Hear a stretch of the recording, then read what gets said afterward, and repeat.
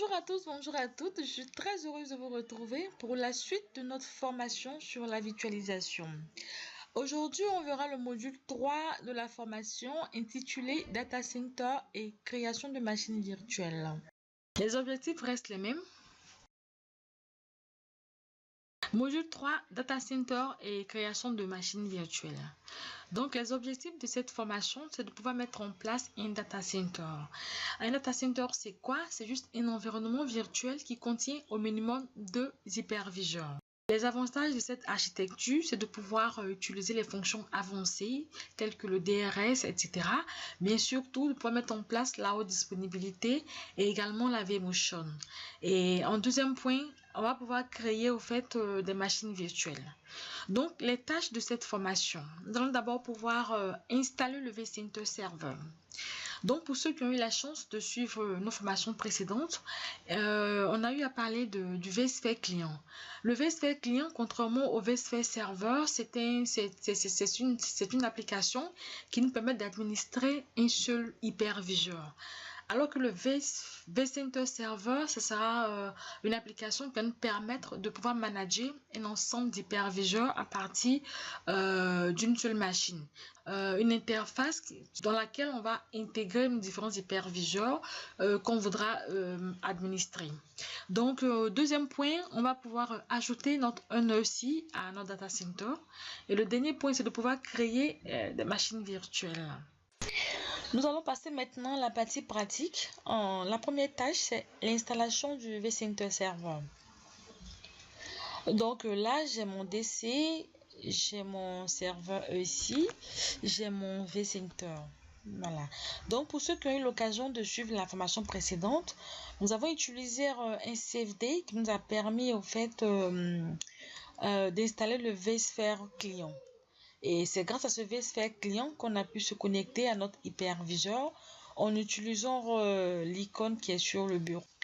Donc là, on va passer maintenant à l'installation de notre vSphere serveur. Installer le serveur vCenter revient à installer 3 services, à savoir le service vCenter Single Sign-On, le service vCenter Inventory et le service vCenter Server proprement dit. Nous disposons de 2 options pour l'installation de notre vCenter Server.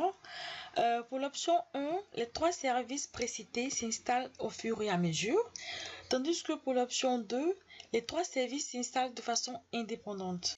Nous allons passer au rôle de chaque service que je viens de citer. Donc, le vCenter Single Sign-On est un service qui va gérer l'authentification des utilisateurs de notre serveur vCenter. Donc, c'est-à-dire que tous les utilisateurs qui seront créés dans le vCenter Single Sign-On pourront se connecter à notre vCenter Server et on pourra par la suite personnaliser les différents droits. Il est bon de savoir que on peut avoir l'authentification locale comme utiliser un serveur Active Directory comme source d'identification. Il est aussi bon de savoir que l'administrateur de ce service peut être considéré comme un super utilisateur, c'est-à-dire l'administrateur sera créé lors de l'installation du service Single Sign-On. Donc cet utilisateur-là peut être considéré comme un super utilisateur dans la mesure où ce compte peut être utilisé pour se connecter à tous les autres services qui seront installés sur le serveur vCenter. Par exemple, il peut être utilisé pour se connecter au service vCenter Inventory. Nous allons passer maintenant au rôle du service vCenter Inventory. Le but, c'est de faire l'inventaire. Donc, avec ce service, on peut, par exemple, lister les différentes machines virtuelles ou soit lister les différents stockages ou les différents hyperviseurs de notre data center. Le service vCenter Server, comme je l'ai dit, a pour rôle d'administrer un ensemble d'hôtes depuis une seule machine. Nous allons passer maintenant à l'installation proprement dite. Donc, la condition préalable pour l'installation, c'est d'abord l'installation du framework 3.5.1. Donc, il est aussi bon de savoir qu'une base de données peut être obligatoire lors de l'installation de notre serveur vCenter ou pas. Pour une base de données obligatoire, on doit utiliser au moins 2 hyperviseurs. Dans le cas contraire, il n'est pas obligatoire de configurer, d'installer une base de données. Donc,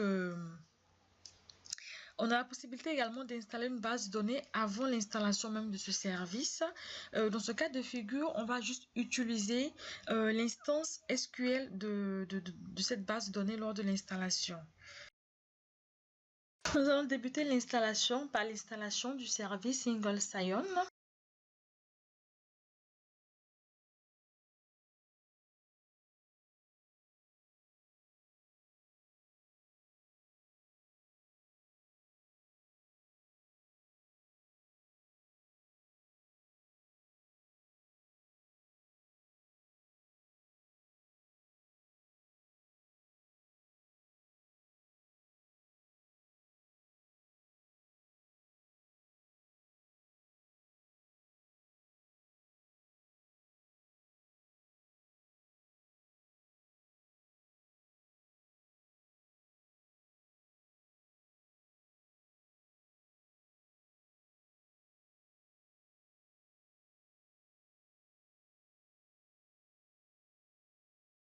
Je vais accepter le contrat, les conditions.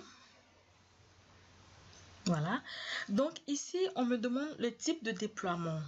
Il faut savoir que pour l'installation du vCenter Single Sign-On, j'ai la possibilité d'avoir un ou plusieurs serveurs vCenter Single Sign-On dans mon data center. Dans mon cas présent, j'aurai un seul vCenter.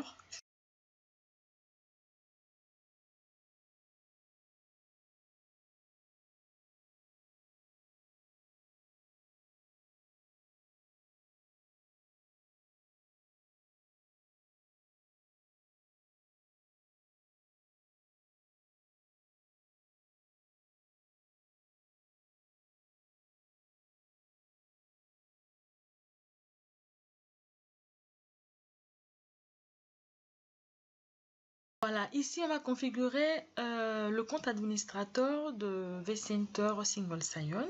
Donc comme je le disais, c'est ce compte-là qui sera considéré comme un super utilisateur car je pourrais l'utiliser pour me connecter sur tous les autres services. Donc il est écrit en bas que le service vCenter Single Sign-On permet d'authentifier au fait les utilisateurs. Donc, par défaut, l'administrateur que je vais créer maintenant sera le seul utilisateur et il sera contenu dans le domaine local. Donc là, je vais spécifier le mot de passe.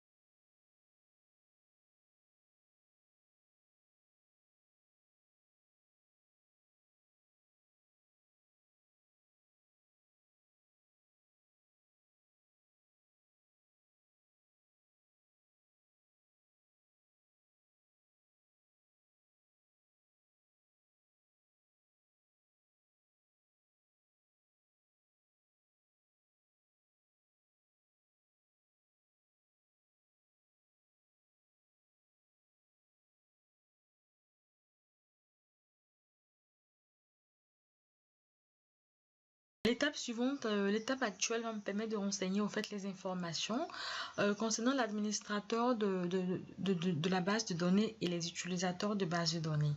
Donc le premier élément, ce sera l'administrateur de la base de données et le second élément sera l'utilisateur de la base de données.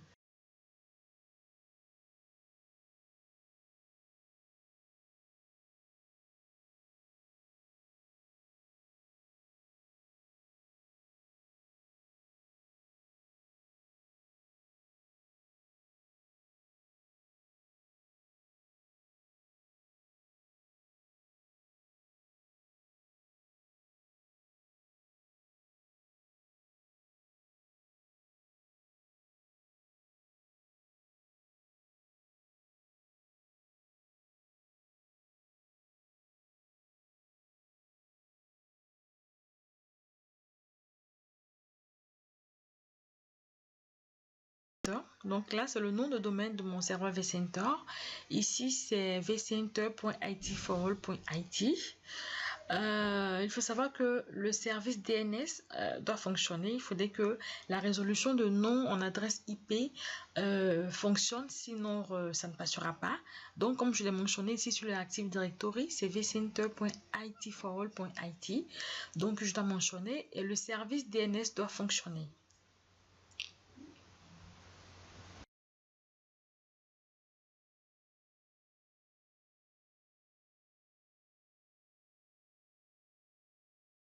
Là, c'est le chemin d'accès le chemin d'accès à l'application. Et là, c'est le port. Comme on le sait, chaque application dispose d'un port. Ici, c'est 7444. Donc, lorsqu'on se connecte sur ce serveur qu'on utilise, on met 2.7444 qui est le port.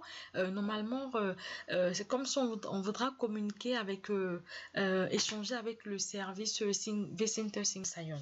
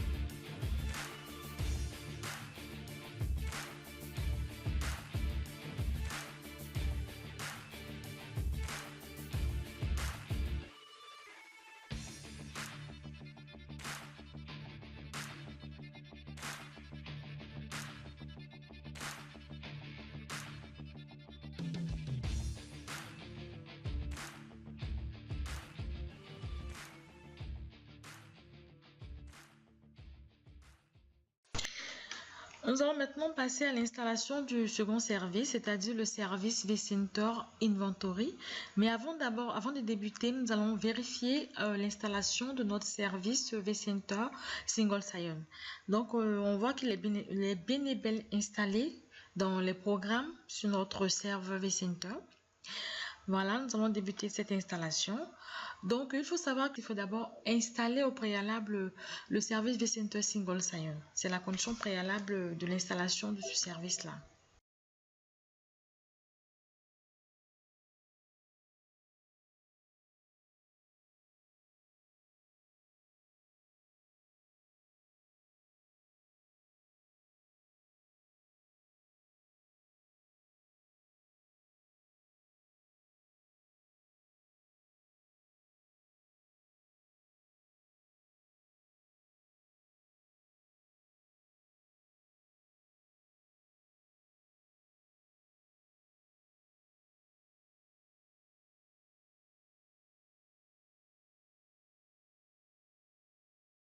Bon, là, je vais accepter les thèmes du contrat. Là, c'est le chemin d'accès du dossier d'installation du service vCenter Inventory. Là, c'est les informations relatives à la base de données. Ici, bon, moi, j'en ai une déjà qui est installée. Donc, je vais choisir la première option.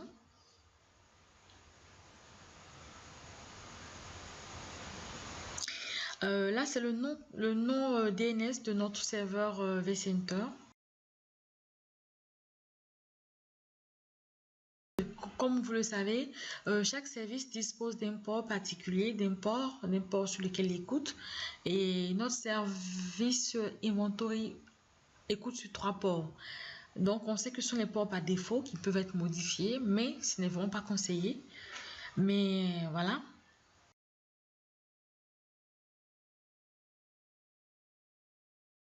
Là, comme je le disais, la condition préalable, c'est d'abord l'installation du service vCenter Single Sign-On. La preuve, on nous demande ici le compte administrateur de ce service, donc le compte que je disais que j'ai nommé super utilisateur. On demande ce compte et juste en bas, nous avons l'URL qui correspond en fait au nom du serveur vCenter suivi du port du service vCenter Single Sign-On et suivi du port du service lookup. Donc là, c'est l'URL.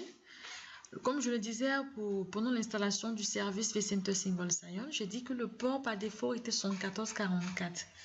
Donc, c'est ce port-là qui est mentionné dans l'URL. Slash maintenant le nom du service lookup.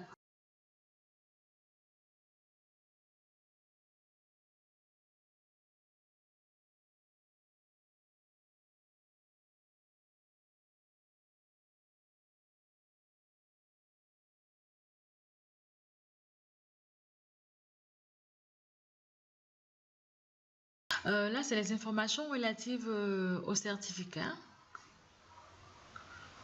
Voilà, l'installation va débuter.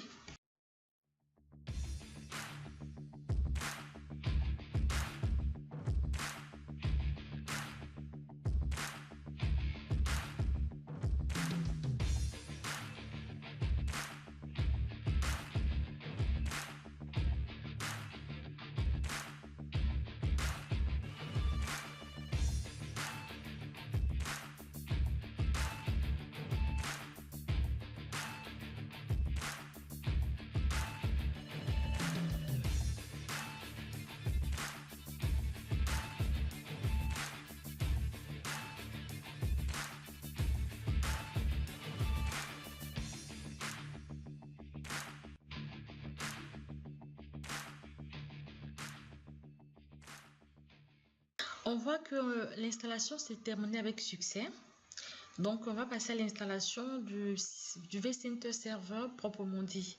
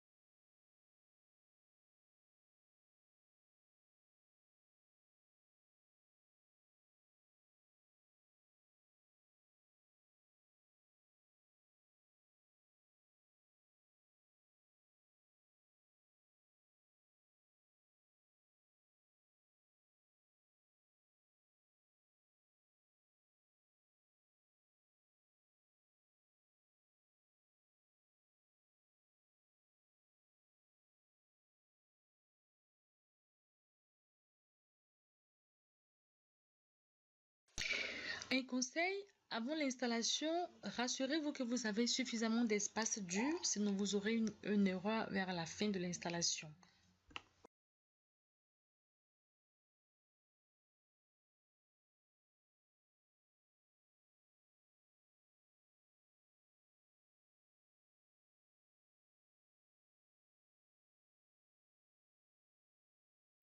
J'accepte les termes du contrat.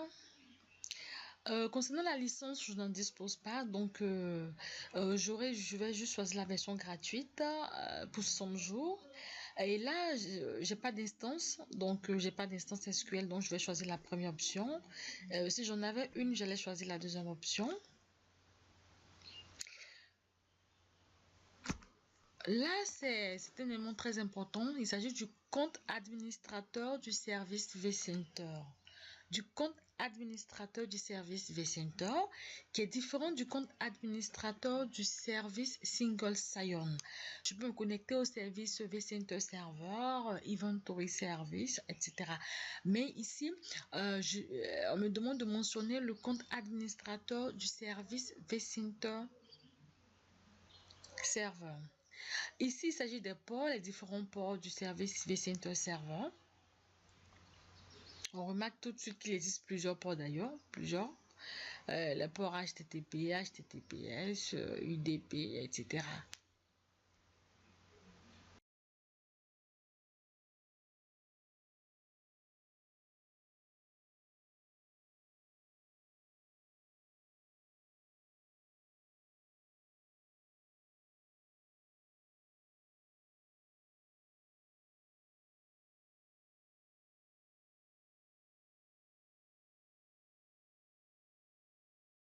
Ici, comme je le disais, la condition préalable, c'est l'installation du service vCenter Single Sign-On. Donc là, je vais rentrer le compte administrateur du service vCenter Single Sign-On et juste en bas, on me mentionne l'URL du service Lookup.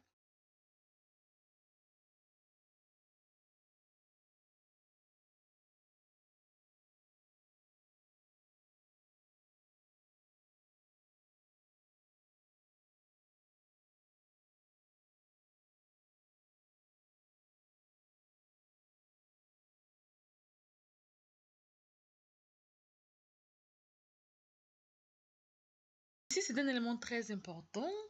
Là, il me permet de déclarer en fait le compte administrateur du service vCenter dans le service vCenter Single Sign-On.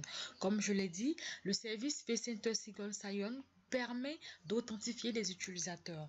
Donc ici, on me demande de faire entrer le compte administrateur qui sera reconnu, le compte avec lequel on pourra se connecter vCenter. Le compte vCenter Server, le compte administrateur vCenter Server que je fais rentrer ici, voilà. Et ici, là, c'était le compte administrateur du service vCenter Single Sign-On qui est là. Et la prochaine étape, on me demande cette fois-ci de faire rentrer le compte administrateur du service vCenter Server qui sera reconnu par le service vCenter Single Sign-On.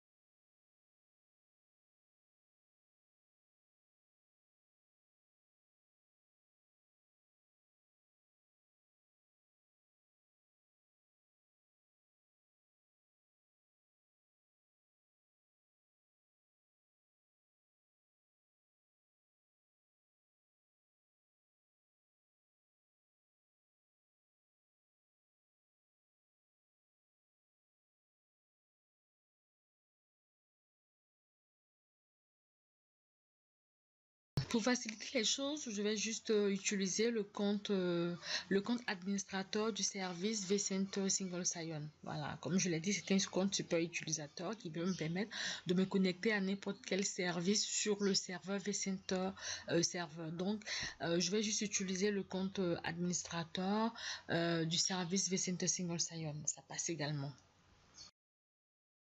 Ici, on retrouve les informations concernant les deux services nécessaires pour l'installation du service vCenter Server. On retrouve l'URL tutoriel du service Lookup que nous avons configuré lors de l'installation du service vCenter Single Sign-On. Et en deuxième position, on retrouve les informations sur le service Inventory que nous avons installé en deuxième étape.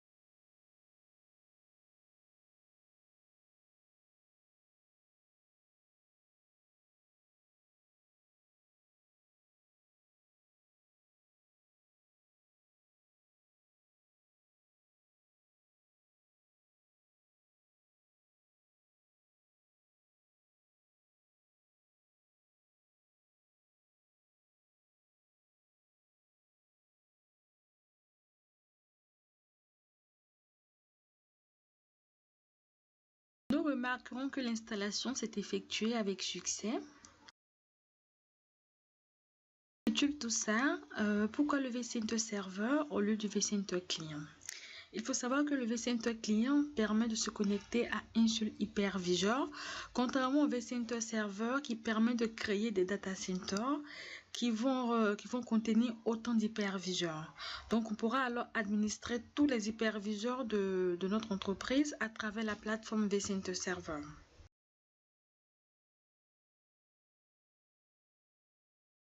Cependant, pour y arriver, il faut installer 3 services, à savoir le vCenter Single Sign, qui est chargé d'authentifier les utilisateurs de notre serveur vCenter.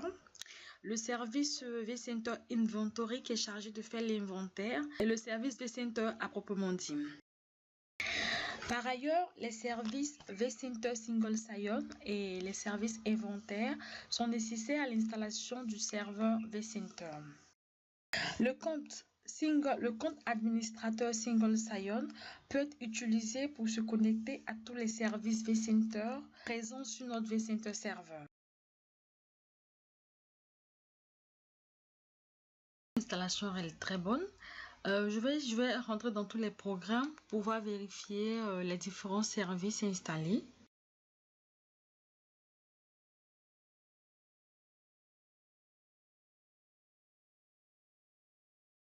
Donc là, je vais faire F5. Voilà, je vois vCenter Orchestrator qui est installé, le vCenter Single Sign, le VMware vCenter Server et le VMware vCenter Inventory. Donc, tous les services sont installés. Je vais maintenant, pour me connecter à mon serveur vCenter Server, je vais utiliser un serveur, l'application VMware vCenter Client que j'avais installé auparavant lors de la première ou deuxième formation, je crois. Donc, je vais utiliser cette application qu'on appelle VMware vSphere Client pour me connecter à mon serveur au fait vCenter.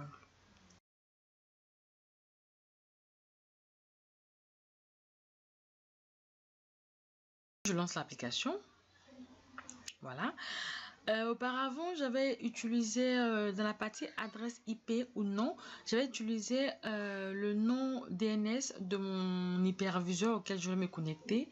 Et cette fois-ci, je vais utiliser le nom DNS de mon serveur vCenter qui est vcenter.itforall.it. Et le mot de passe du service, vCenter Single Sign.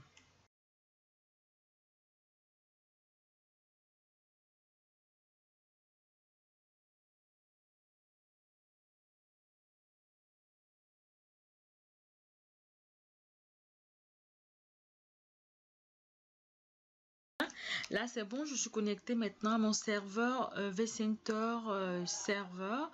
Une fois connecté, je vais maintenant ajouter les différents hyperviseurs.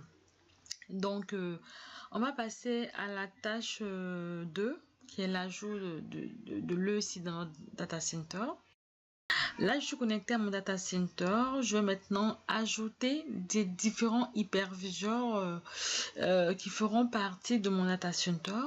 Et une fois ajouté, je vais maintenant créer des machines virtuelles sur ces différents data centers là.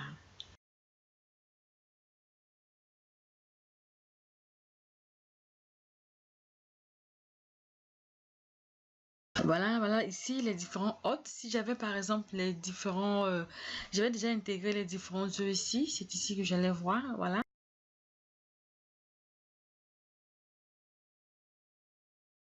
Je passe maintenant à la partie 2.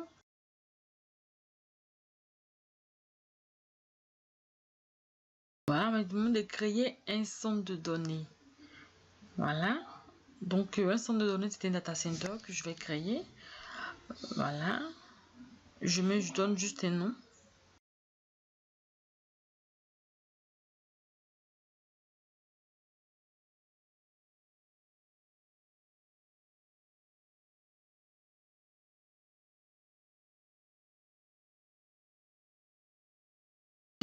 Voilà, mon data center est nommé data center simplement. Et je vais juste ajouter maintenant différents hôtes. Donc, les hôtes, ce sont les différents hyperviseurs. Donc là, soit j'ai la possibilité de mettre le nom DNS de chaque hôte ou soit de rajouter juste l'adresse IP.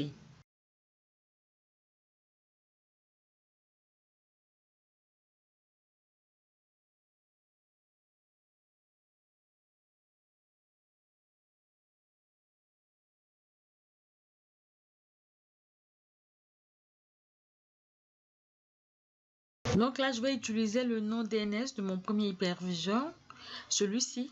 Voilà, le I1. Je mets le nom DNS et je mets juste en bas le compte qui me permet de me connecter à ce hyperviseur là.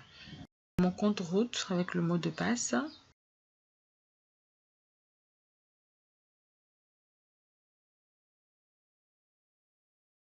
Donc ici, j'ai le résumé, le nom de l'ESI.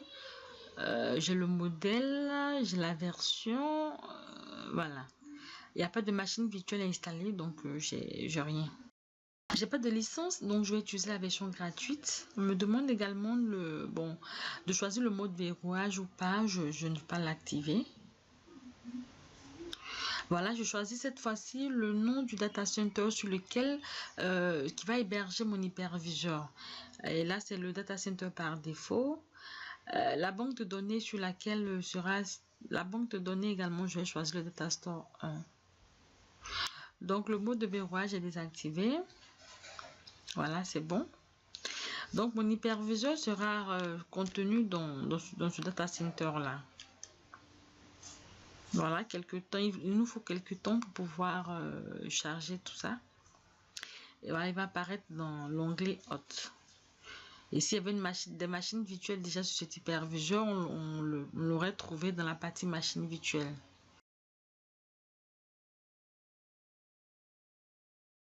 Là, ce sont les onglets de notre hyperviseur.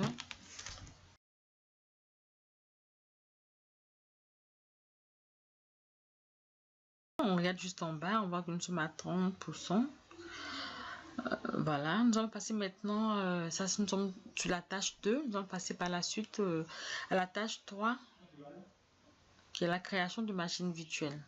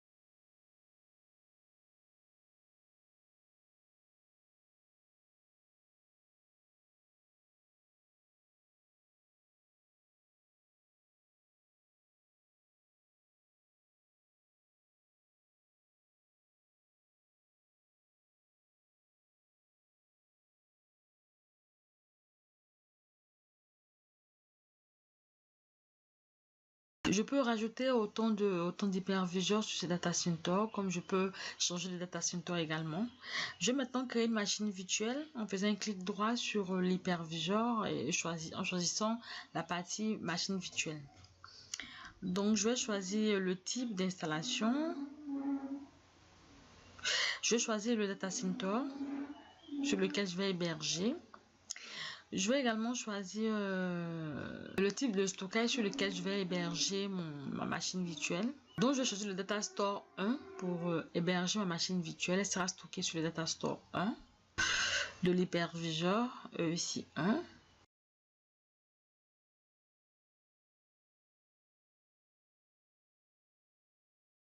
Là, je vais choisir le système d'exploitation de ma machine virtuelle.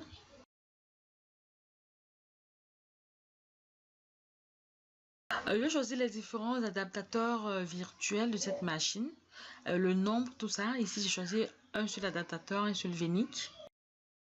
Je vois que la machine virtuelle est stockée sur la banque de données Datastore 1. Je vais choisir la taille maintenant du disque et le type de provisioning. Je choisis le type provisioning, c'est-à-dire que la taille du disque s'agrandit au fur et à mesure que je rajoute des données sur le disque.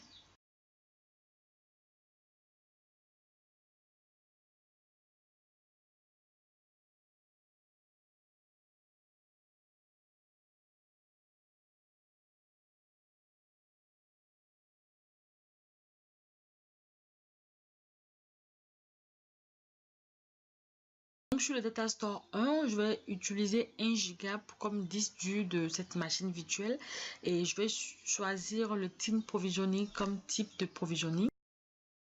Donc sur un total de 34 Go, j'ai 1 Go qui est consacré à cette machine virtuelle, le disque dur, et voilà le résumé que j'ai. On verra notre machine virtuelle se charger.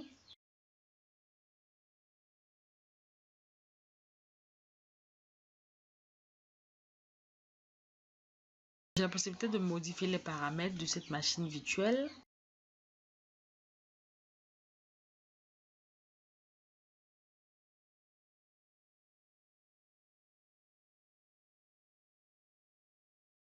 La mémoire, le CPU. Des options, les différentes options possibles. Le nom, par exemple, la machine virtuelle, le système d'exploitation.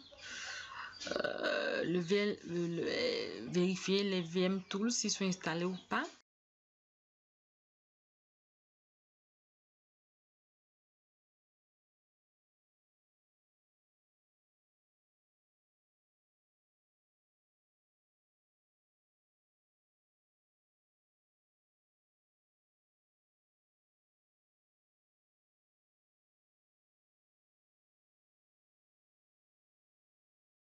Les différents profils et vservice. Voilà. Donc, je peux augmenter le disque, la mémoire de cette machine, ainsi que le disque dur.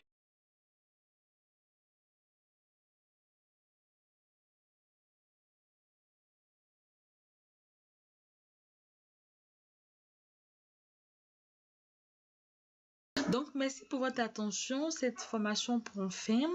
J'espère vous retrouver sur notre chaîne YouTube afin de vous abonner pour pouvoir suivre différentes formations en vue, des formations ultérieures que nous avons pour ce moment de préparer. N'oubliez surtout pas de vous abonner à notre chaîne YouTube. Merci, à bientôt.